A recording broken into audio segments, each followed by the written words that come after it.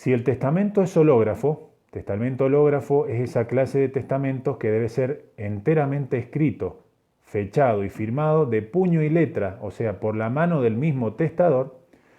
Este testamento debe ser presentado judicialmente para que se proceda, previa apertura si estuviere cerrado, a dejar constancia de el estado del documento, la comprobación de la autenticidad de la escritura, la comprobación de la firma del testador mediante pericia caligráfica, o sea, mediante un perito calígrafo que determine que esa grafía pertenece al testador. El Código Procesal Civil de Mendoza hace la salvedad de la pericia, que dice que si todos los interesados se presentan ante el juez y reconocen la autenticidad de la escritura, y todos reconocen que esa firma es la del testador, y no hay oposición, no es necesaria la pericia caligráfica. Cumplidos estos trámites, el juez debe rubricar el principio y fin de cada una de sus páginas, o sea, debe firmar, debe mandar a protocolizarlo, y si algún interesado lo pide, se debe dar copia certificada de ese testamento. La resolución judicial de protocolización equivale a la declaratoria de herederos, pero no impide que sean impugnadas la autenticidad ni la validez del testamento mediante un proceso contencioso. El Código Procesal Civil de Mendoza contiene una norma similar en el artículo 324, que dice que presentar ante el juzgado del testamento por quien lo tuviera en su poder y acreditar el fallecimiento. Luego el juez solicitará informe al registro de actos de última voluntad a fin de constatar la existencia de ese testamento. Luego el juez fijará una audiencia con un término no menor de 10 días y en esa audiencia se dará cumplimiento a los trámites del Código Civil y Comercial de la Nación. Deberá siempre intervenir el Ministerio Público Fiscal, o sea, el agente fiscal, el fiscal civil. ¿Qué partes son legitimadas para iniciar el proceso sucesorio? En primer lugar tenemos los herederos legítimos. El artículo 2278 del Código Civil de la Nación nos dice que son herederos legítimos los llamados a recibir la herencia, a quienes se le transmite la universalidad o una parte indivisa de la herencia. En este caso, el llamamiento proviene de la ley, o sea, sucesión por ley o sucesión legítima. Pero son las personas que antes que nadie tienen derecho a promover el juicio sucesorio, o sea, son los que tienen en primera etapa o en primer lugar derecho a iniciar el juicio sucesorio, los herederos legítimos. Deben acompañar, para poder acreditar el vínculo con el causante, las partidas que prueben su vínculo, partida de nacimiento, el acta de defunción, el acta de matrimonio, si es el cónyuge, etc. El cónyuge supérstite. Este puede promover la sucesión del cónyuge premuerto por el hecho de ser siempre heredero en los bienes propios del causante, poderlo ser en la totalidad de los bienes si no existen ni descendientes ni ascendientes, o por ser socio en los gananciales. Acuérdense que si existen bienes gananciales cuando el matrimonio se ha celebrado siguiendo el régimen patrimonial de comunidad, el cónyuge supérstite va a recibir el 50% de esos bienes gananciales como socio de esa sociedad que quedó disuelta por la muerte. Y además debe acompañar para probar su vínculo el acta de matrimonio. Herederos testamentarios. Estos también tienen derecho, lógicamente.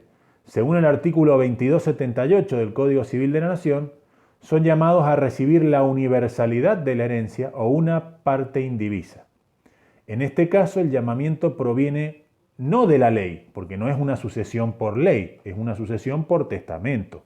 Es una sucesión testamentaria, por la cual el causante en vida hizo un testamento y dispuso que todo o parte de sus bienes, después de su muerte, sean entregados a tal o cuales herederos. Se debe acompañar el testamento, y esto está en los artículos 2339 del Código Civil de la Nación y 324 del Código Procesal Civil de Mendoza. Los acreedores del causante no están legitimados para poder pedir la iniciación en forma directa, o sea, para poder dar inicio al proceso sucesorio en forma directa, pero pueden exigir a los herederos que éstos soliciten la apertura del proceso. El artículo 325 del Código Procesal Civil nos dice que deben solicitarle al juez que emplace por 30 días, un emplazamiento por 30 días a los herederos a que den inicio al proceso sucesorio. Se debe notificar en forma personal y también por notificación edital, o sea, por edictos, durante 3 veces publicados en un mes. Y se deben acompañar los antecedentes del crédito y la partida de defunción para poder probar su derecho. Los acreedores de los herederos no están legitimados para pedir la iniciación del proceso en forma directa y tampoco pueden exigir de los herederos la apertura del proceso. Deben ejercer una acción que es la acción subrogatoria. ¿Qué es lo que es esto? Es el medio por el cual el acreedor se subroga en los derechos del deudor heredero y se presenta al juicio sucesorio para poder cobrar. Debe acompañar como prueba los antecedentes del crédito que pretende reclamar. Los acreedores del heredero también tienen interés porque normalmente la herencia acrecentará su patrimonio y este es el que le sirve como garantía de su crédito. Si bien el Código Civil de la Nación no dice expresamente que el acreedor está legitimado, su facultad se desprende del artículo 2352, que dispone que cualquier interesado puede solicitar medidas urgentes tendientes a asegurar sus derechos. Los legatarios y herederos de cuota. El causante, cuando expresa su voluntad en un testamento, puede hacerlo, ya sea instituyendo a una persona en uno o más bienes determinados, por ejemplo, le dejo a este pariente tal bien, una casa, a este otro pariente tal otro bien, por ejemplo, un auto. A este sucesor que el causante lo instituye en un bien determinado en el testamento, se lo denomina legatario. No es heredero, es legatario. Es un sucesor a título particular respecto de ese bien en forma particular. Esto está reglamentado en los artículos 2278 y 2487 del Código Civil y Comercial. Cuando lo instituye en una fracción de la herencia se denomina heredero de cuota. Por ejemplo, le dejo un quinto de mi herencia, un tercio, no un bien concreto, sino una porción de la herencia. En ese caso se lo denomina heredero de cuota. No es legatario, es heredero, pero de cuota. Tiene derecho a esa cuota parte de la herencia. No pueden tomar la cosa o la parte sin pedirla. Se asimilan a los acreedores del causante y deben acompañar al testamento para acreditar el derecho que están invocando. Los cesionarios. La cesión de herencia es un contrato traslativo de todo o una parte alícuota de una universalidad jurídica recibida a título de heredero o de coheredero. Quien cede se lo llama cedente. Quien recibe se lo llama cesionario. El cesionario ocupa el lugar del heredero cedente y está facultado para solicitar la apertura del proceso, porque como ocupa su lugar, tiene los mismos derechos que ese heredero. Pues va a formar parte de la comunidad hereditaria, si hay varios herederos al momento de la muerte del causante, y para poder acreditar su derecho debe acompañar la escritura pública de la cesión y debe probar la vocación del cedente. Con esa escritura pública la va a probar. Si la cesión es sobre bienes determinados, es igual que en el caso del acreedor. El albacea. El artículo 25-23 del Código Civil de la Nación nos dice que el albacea es aquella persona encargada de hacer cumplir la voluntad del testador expresada en el testamento. Es quien debe poner en seguridad el caudal hereditario y practicar el inventario de los bienes con citación de los interesados. Artículo 25-26 del Código Civil de la Nación. Y está legitimado para solicitarlo directamente el albacea. Dirección General de Escuelas y ATM.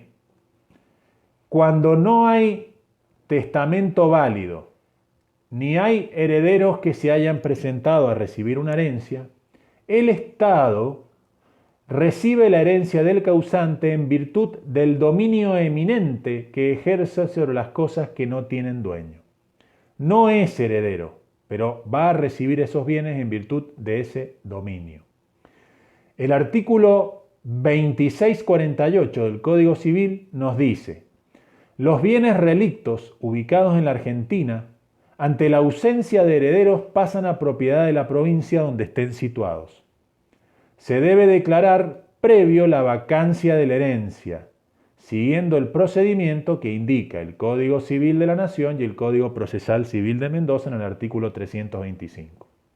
Para peticionar la apertura de esa herencia vacante se debe esperar 6 meses de la muerte del causante. Auto de apertura, otra de las etapas del proceso. Concepto. El auto de apertura es la resolución judicial que dicta el juez declarando abierto el proceso sucesorio. En caso de denegatoria, el auto será apelable, artículo 317, inciso 4 del Código Procesal Civil de Mendoza. El plazo que tiene el juez para dictar el auto de apertura es de 10 días desde que la causa queda en estado de resolver, es decir, una vez cumplimentados todos los pasos ya descritos en la presentación inicial. ¿Qué contiene el auto de apertura? El artículo 326 del Código Procesal de Mendoza nos dice: el auto de apertura contiene la declaración de la apertura, o sea, de que se inicie el proceso sucesorio, la fijación de una audiencia con un intervalo no menor de 30 días, que es la audiencia de comparendo de herederos y acreedores, y se cita a concurrir a esa audiencia a todos los que se consideren con derecho a bienes dejados por el causante. El promotor debe hacer la publicación de edictos con una antelación no inferior a 10 días de la fecha fijada, por un día en el boletín oficial y en la página web del Poder Judicial de Mendoza y del Colegio de Abogados.